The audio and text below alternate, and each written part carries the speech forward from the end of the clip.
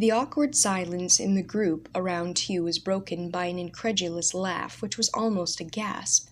The expression on the king's face changed from painful remembrance to surprise, then relief and amusement. He suddenly clapped his hand upon his thigh and roared with laughter. "Odds my life!" he exclaimed. "The whole world is turning dizzy. Let me clutch one handle to this most remarkable business at a time. Whew!" He mopped his brow and the back of his neck, thereby turning into a humorous gesture his humiliating embarrassment. "Now, boy, begin at the beginning, and explain slowly. You are Hugh de Morville's son. How is it you are here at all while he is gone on pilgrimage for his murder of the Archbishop a Becket to the Holy Land?" Hugh winced at the raw reference to the ghastly deed. "My father left me at Glaston when he fled the country," he answered briefly. "To become a novice, and then a monk?" "As to that, I know not yet." The king gazed at him silently for a few moments. "Thy sisters are in France," he said at length, dropping into the familiar pronoun. "They be married, I am told, and happy enough. I wonder that thy father did not take thee there also." "We love England," declared Hugh stoutly. "I think my father would have some of his blood still on English soil, and I am glad. I have been very happy in Glaston." "Dreaming dreams?" The king's voice was soft, and held no shade of scorn in it. "Aye, dreaming dreams," assented the boy, "and seeking that which is lost, and rebuilding a book that had been broken, and is now lost also." "Your Majesty," spoke a voice behind Hugh, and Walter Mapes stood forth. "The lad is overbold, but I think I know whereof he speaks. May I have your gracious permission to ask him a further question, and perchance lay his doubts to rest on a certain score?" The king nodded. "Is it the book of the Saint Grail, the volume hidden in the painted ombre to which you refer, boy?" "Aye, Sir Walter, that it is. It hath not been seen since." "Since Maurice and I gazed upon it covetously and held it in our itching fingers, and naturally enough you thought we had borrowed the same to enrich our own or the king's library. Well, lad, thou hast guessed wrong. We laid no impious hands upon your Glaston treasure, did we now, Maurice? Speak up, man, our characters and honour are in question." "By the bones of Saint Bridget, I swear we never touched the volume, boy, though I will confess I would have deemed it no sin to transfer it to the king's chamber." Hugh looked from one to the other of the two men who were now standing on either side of him. Walter Mape had spoken in a light, bantering tone. The minstrel was forceful and emphatic. But the faces of both were open, honest, and concerned. Somehow he could not doubt the truth of either. His heart sank, but there was nothing further to be said. With a little bow to the king, he was about to step back into the circle when the monarch motioned him to remain where he was. "Art thou satisfied, lad?" said he with a teasing grin at Maurice and the archdeacon. "For if thou art not, I will have the possessions of these two brought forth and searched. Odds blood I will. They have played me many a prank in their day, the both of them, and I would not trust them, at least as far as books and tales are concerned." His quick, roguish laugh belied his words, and everybody felt at ease again, and in a good humour, the unhappy, fearful mood created in them by the mention of A. Becket having been already forgotten. Hugh smiled also. "Sire," said he, "I need no more than the honest word of a gentleman. We must look elsewhere for our stolen treasure." "But first, boy, tell me of thy vision, of King Arthur. I had thought the gods had dropped thee into my presence for no other reason."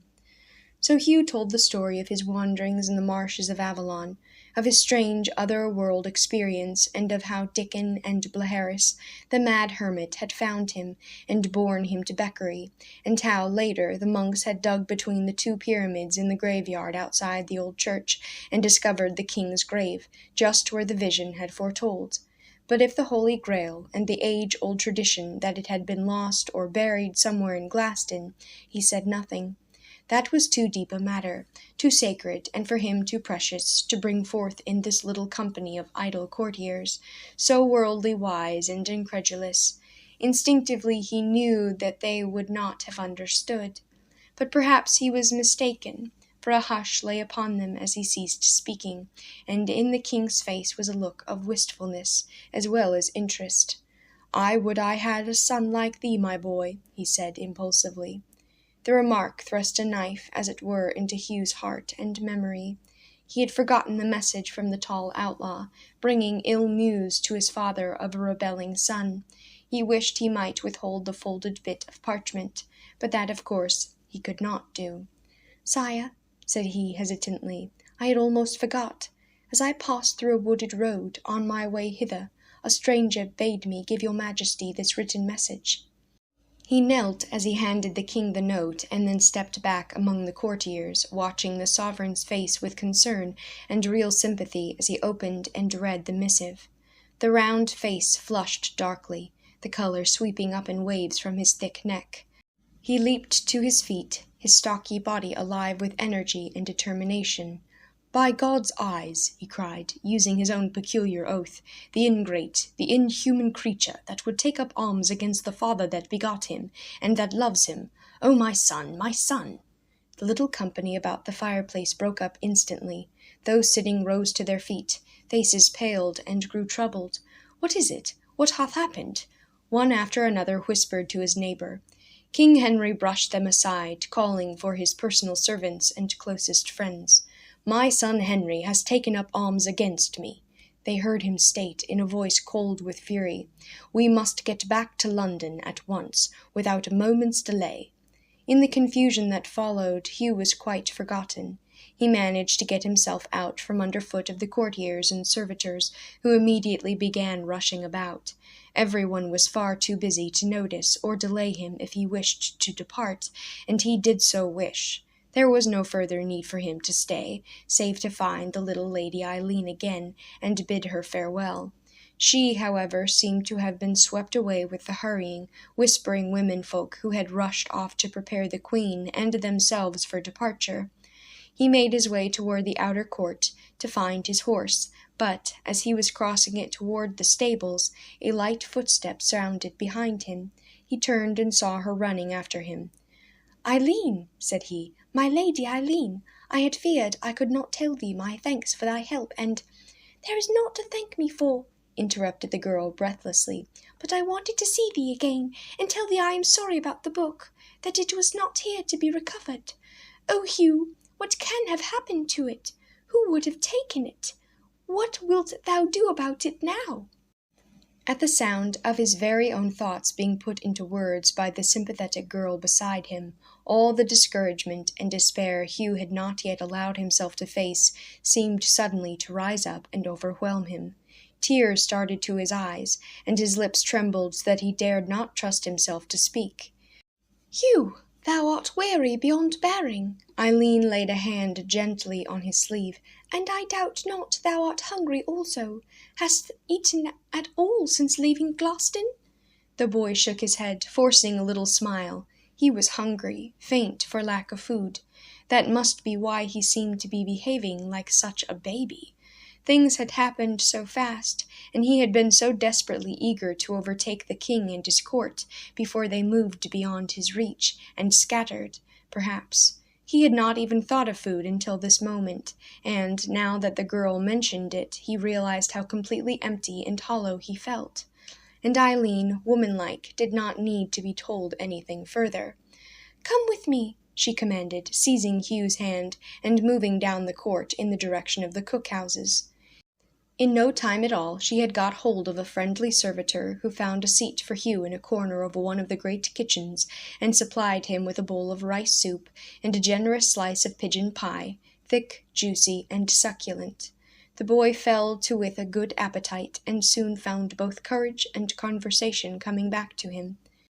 The little lady hovered over him, replacing his empty soup bowl and his dish of pie with other delicacies, serving him with her own hands, and keeping up a running stream of talk that was friendly and comfortable, but needed little more than nods or brief comments in reply.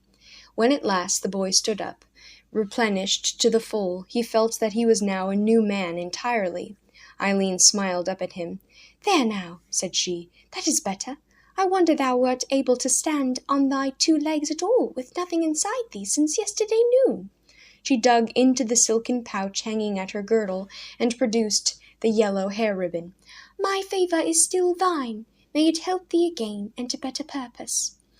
"O Eileen, thou hast been mortal good to me," said Hugh, accepting it. "I will never forget thee." "I think thou wilt find the book," she continued, with hopeful assurance. "Nay, I am certain of it. Thou canst not fail. Farewell, and God go with thee." Hugh knelt and kissed her hand in true knightly fashion, and then watched her as she walked with easy grace to a door of the cook-house that led into the manor hall. Just before she disappeared in the doorway, she looked back and waved at him, smiling her wide, friendly smile. Somehow Hugh felt immensely cheered, and turned with a far lighter step back into the courtyard to find his horse. After a bit of searching in the manor stables, he spied the beast, untethered him, and mounted. Everybody about was too busy getting ready for the sudden but already announced departure of the king to bother or question him. He rode across the courtyard and out over the drawbridge, then turned in the direction of Glaston, as his horse fell into a steady trot, and the muddy road stretched out evenly before him. His heart grew heavy again. He realized with renewed and devastating force that the treasure of Glaston, the priceless, precious book of the Saint Grail, had vanished completely. He had not even the vaguest idea as to what could have happened to it, or who could have taken it.